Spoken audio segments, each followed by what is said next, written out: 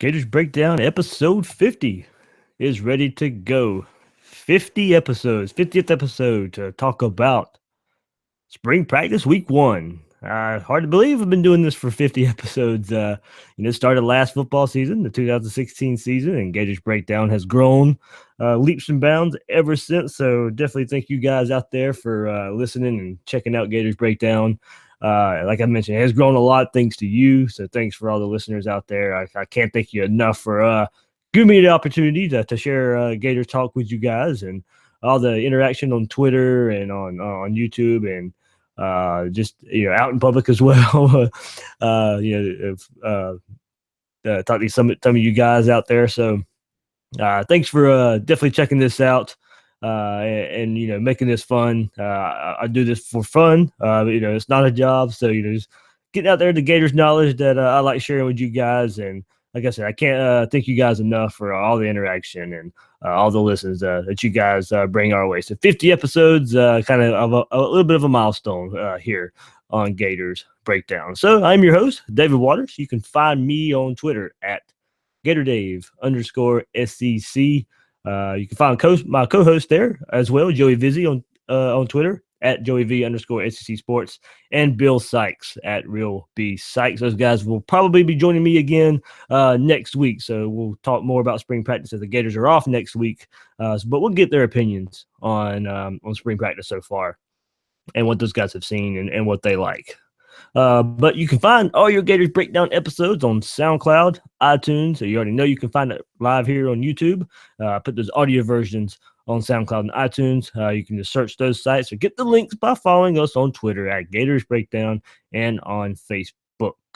Also, share the show if you like it and do us a big favor. Go leave a review and rate on iTunes if you don't mind, if you like some Gators Breakdown. So with that, let's break down some Gators football. Spring practice starts this past Tuesday as the Gators hit the field with a big, you guys know, have labeled 2017 no excuses for this Gator team. That's how I'm kind of going to, give the moniker for this season. There's no excuses. This is Jim McElwain's team now. And of course, we expect this to take a different course just because of the offense. And McElwain is now going to be more than likely playing one of his quarterbacks. So if you go and look at it, it's Felipe Franks, Kyle Trask show with a little bit of Kadarius Toney sprinkled in there. Felipe Franks, no surprise, took the first snaps with the starters in this past Tuesday's practice. All the first team reps in the fastball segments, Kyle Trask took them in the second practice. I kind of expected that too as well. But Franks looked good in that segment. That's McElwain's big thing is he likes to kick off every practice with this fastball segment. Hit Antonio Callaway on a slant the first play, Deontay Lewis on a little quick little out play, and then the fourth play hit Tyree Cleveland as Tyree Cleveland got behind Duke Dawson on the sideline.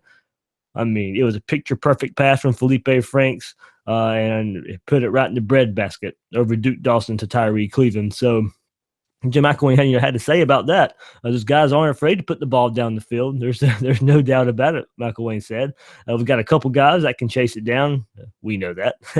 That's fun to see, except it's not fun to see your safety didn't have depth and we're able to get it over the top. So McElwain's still having a little bit of fun with it, poking fun at his defense and the safety who on that play. But he goes, obviously, McElwain goes on to say, obviously, I think we've got a chance to really push the ball down the field. So that's the big thing we know. If you go back and look at last season, Luke Del Rio, as how I like to call him, Captain Checkdown, didn't necessarily throw the ball deep enough. I think we kind of know he was limited with some arm strength. He was a little bit injured as well, so I don't think we saw the deep ball as much as we wanted to from him. Appleby, had the arm. He could push the ball down the field, just not enough on a consistent basis to hit the balls down the field. So I think that's what we're going to kind of see with Franks and Trask, is both of these guys got the arm. They got the arm to get it down the field.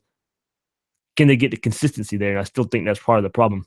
Right now, it's still early that we're seeing with Franks and Trask. So, they after the fastball portion, they ran some just open routes, just quarterback receivers. That's all it was. Quarterbacks really hit, many passes to start with. First, I'd probably say 50 or so. The quarterbacks, were on target a good bit, but some very basic wide receiver routes there with slants, digs, drags, all that kind of stuff there. So the main problem with Franks, I think we saw and heard from the first practice is he's still selling the ball at times. He's got that big time arm. So he has a tendency to sell the ball, use that arm strength a little bit too much. So the big problem there is on the out routes and the corner routes. That's where he still had problems with. Trask still looks a little more capable in that when the bullets aren't flying and everything, the defenders are coming after him. That's when Trask looks his best. And I know if you go back and look at last year's spring game, Trask did, of course, look better than Franks. He made some throws there as well. So, but I think from what we heard going into fall camp last year, there was a reason that Franks was listed second on the depth chart. And just like Franks, maybe when the bullets are flying in practice situations, and when the defenders are coming at the quarterback, that's when Franks looks a little bit better than Trask. So Kadarius Toney, we've mentioned how he was thrown into the battle. Of course, it was his first practice, his first college practice, spring practice. It was up and down, more a little erratic, I guess you could say.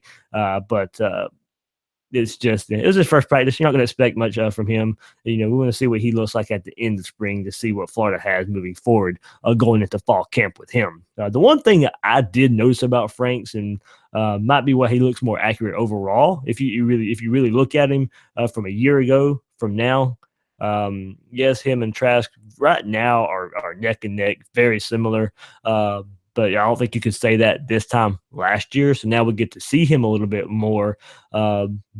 He's more accurate overall right now. His mechanics have been improved. His footwork looks better.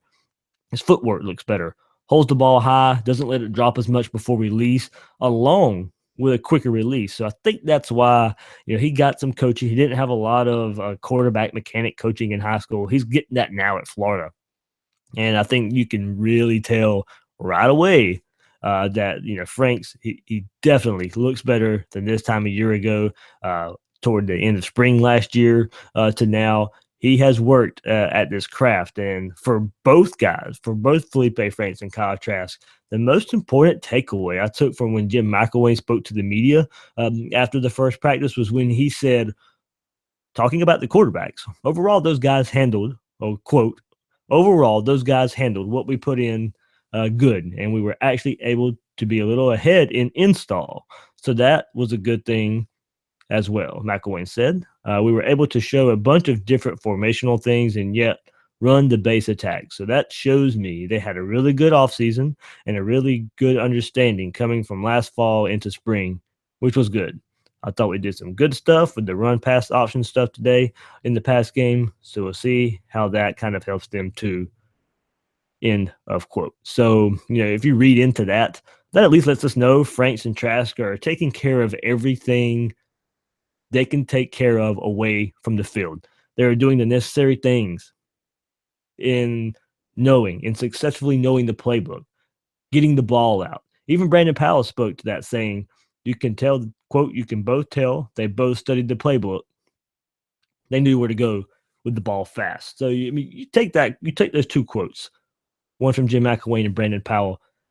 That's what you want to see from Felipe Franks and Kyle Trask. That's what you have to see from these guys moving forward. If you want the quarterback you want at Florida, these guys need to be taking off-season, workouts, off-season studies. Very important if they want to be the quarterback at Florida. It is a year-round thing for quarterbacks now. So there's no taking time off. Florida needs a quarterback that can step in right away and help this team. So you can tell by those quotes, Felipe Franks and Kyle Trask are doing what they need to do from year one to year two to be a quarterback Florida needs.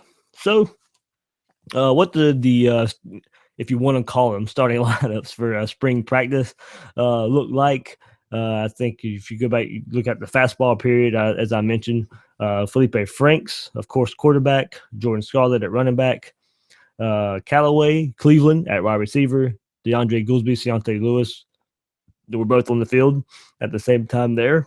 And then, of course, from left to right on the offensive line, Martez Ivy, Tyler Jordan at left guard, center TJ McCoy, Frederick Johnson at right guard, and at right tackle, Jawan Taylor.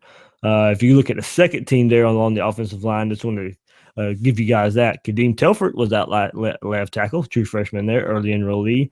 Then you go to Brett Heggie. This is also left to right. So Telford, Heggie, Nick Villano, Nick Buchanan, Stone Forsyth all got in there as well on the second team. So, getting those some young guys, some experience, some guys who don't have a lot of experience from years before, get them along on the line and getting them some experience. And that's what spring practice is all about. If you're going to go to the defensive end, of course, CC Jefferson.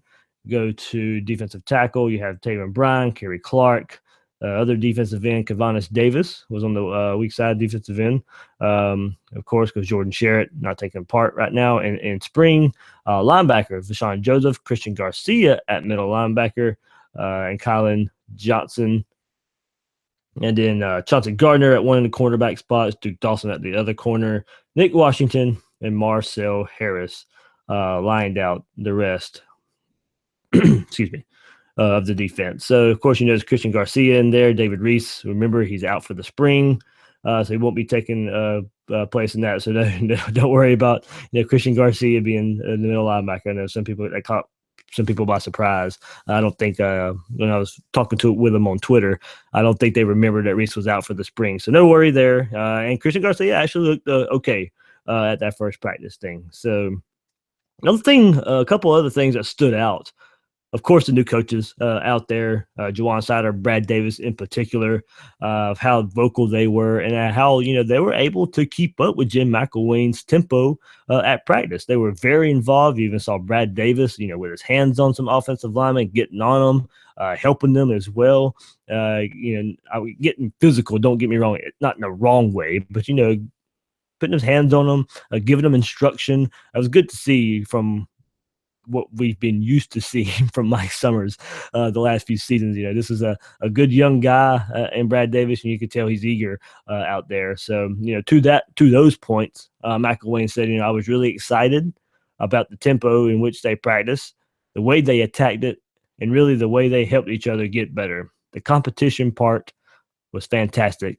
That's exciting to see. So that was after day one, Jim McElwain talking to the media there, and you can really tell from year one to year three how these players now are used to the tempo, and how the more experienced players, the older players, are helping the younger players come in and be ready for spring ball, get ready for the tempo. There's no lollygagging around. Players know what to expect. Players know where to be for the next drill, for the next rep. So, some good things there, just mentally. You can tell these guys are ready to go there, and that's a very important part as well. So we'll fast forward to day two, where the wide receivers have really just continued, from day one to now. We mentioned in the fastball, or not the fastball, but the open route portion of practice one. It continued into day two, where the receivers just aren't dropping many balls. So they only had 4 players available Tuesday, I believe, 5 on Thursday for the second practice, and pretty much if you pretty much looking at it, not many drops at all, and very important. I think, as we saw that at times last year rear its head from the receiver position. So those guys can keep that up, help these young quarterbacks, and that can be a confidence booster for both the wide receivers and the cornerbacks. And of course, it is very, very good to see Dre Massey out there making plays. It's just, you can't necessarily really tell. He was even hurt last year. I'm sure it'd be a little bit different in a game time situation. When you really are getting hit, don't forget he still hasn't been hit yet. He won't be hit this spring. So, maybe that might change a little bit when he lines up, against a defense that he knows can hit him. But as of right now, he looks good cutting. He can make his breaks right now. It's still very fast. From what I can tell, no loss of speed. But we weren't able to see too much last year, so we'll get to see more as we come along from Dre Massey. But tell you what, you can really tell this guy could be a big time playmaker for Florida on the field. So, looking at the first 2 days combined, you can really just tell the short and intermediate routes are being worked on. The slow go routes, the slant routes, the drags, and the digs. That's where this offense needs to get better and look crisp and set up. But it's set up for them to look this good right now. The helmets, no pads, in short. So, but you can just really tell the short intermediate routes is really what they're working on with these quarterbacks and these receivers. And this offense really struggled in moving the ball consistently from the intermediate routes. It was missing the 15 to 20 yards completions. The medium distance. That's what this offense really needs, and of course, that's predicated on better quarterback play. Florida, Felipe Franks, Kyle Trask going to have to start making those throws, a bit better. So that's what you can really tell with these quarterback receiver combinations that they're working on in spring practice right now. That's what they're setting up for. So if you look at those and how the receivers are catching the ball, the quarterbacks are getting them there. Yes, there are throws they're missing, but it's not many. And there's times where they're fitting the ball into tight windows and putting it in the perfect spot just over coverage. There's nothing to be worried about right now. Don't overreact to a video you see where Felipe Franks is missing and Antonio Callaway on a wide. Yeah, Callaway's open, Franks missing. It's going to happen, but folks. They're still young guys. There's plenty to work on. So don't overreact to a clip, or if you hear a throw being missed. It's going to happen. These two guys are still young, and they're still getting into the swing of things. Getting used to the speed of the game.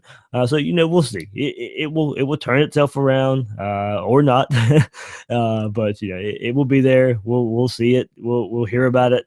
But don't be too worried about it. It's spring ball. We've known years past. It's not necessarily going to translate to fall camp. So it is what it is at this point. But it's spring practice. Don't take too much from it. So on day 2, one minor surprise: Chris Williamson and Joseph Putu playing at safety on day 2 of practice. Not sure if that's a permanent move or not, but there's only 2 scholarship safeties healthy right now, and Florida just really needs the guys there right now to help out. So we talked in our spring preview, if you check this out, a couple weeks ago with Bill and I and Thomas Goldcamp about how this is a big spring for those two in Williamson and Putu to see the field. And we were talking about corner back then. So we'll have to see how this develops, as we know the influx of freshmen coming in this fall. Is this a sign of things to come for Williamson for Williamson and Putu to prepare at safety while some of their freshmen come in and maybe get cracks at cornerback ahead of those two? I'm not sure yet. We'll see. As far as cornerback goes, through 2 practices, I think you could tell Duke Dawson and Chauncey Gardner belong on the outside. But there will be a drop-off from Tease Tabor and Quincy Wilson, of course, and that's no shot at Dawson and Gardner. They're going to be good. They're going to give Florida, a better than most, I still think, cornerback combination in the SEC, maybe even in the nation. But those guys, they belong on the outside. And I think they'll do well there. But it will be interesting to see how this Williamson and Putu thing shakes out, because I kind of thought there'd be some backups out there at the corner. But right now, they're practicing at safety. We'll see where it goes from there. And we know how Florida, plenty of freshmen coming in that can probably play the cornerback position, and maybe even already better than Williamson and Putu. So maybe the coaches are trying to get Williamson and Putu some safety reps, so they know these freshmen are coming in. They already have Williamson and Putu some experience at safety and can just stick them there. We'll see how that works out. So before I wrap it up here, it's going to be just a quick update for how spring ball has went up soon. I'll give you the rest of the dates for spring practice. So write this down, mark it, record it, pause it right here, get your pen ready or get your notepad ready in your phone or whatever. But I know a lot of people are asking on Twitter and stuff when the practices are. So we'll go ahead and share that here. They'll take next week off because of spring break, so players won't have to practice next week. But they come back March 14th. That will be the next practice. And then March 16th, 18th, 20th, 22nd, 24th, 27th, and 29th. That was all in the month of March. Then you fast forward to April 3rd and April 5th. And then, of course, the Orange and Blue debut on Friday, April 7th at 7:30 p.m. Second year in a row where Florida's going to be kicking the spring game off under the lights of the Swamp. So as I mentioned, this is Gators Breakdown episode 50. You guys, thanks for joining me for 50 episodes of Gators Breakdown. But there'll be plenty more to come with the rest of spring football. We'll kind of slow down a little bit during the summer. I'll still try and do a show a week or whatever. But then, of course, we'll ramp up for fall when the Gators kick off against Michigan later on this year. So, as I mentioned, I am earlier in the show. I'm your host, David Waters. You can find me on Twitter at GatorDave_SEC. You can follow Gators Breakdown on Twitter at Gators Breakdown. Don't forget to follow my co-host out there, Joey Vizzi, on Twitter at JoeyV_SEC Sports, and Bill Sykes on Twitter at Real B Sykes. So just looked at the first week of spring practice for the Gators. So guys, thanks for joining me for another episode of Gators Breakdown, and we will see you later.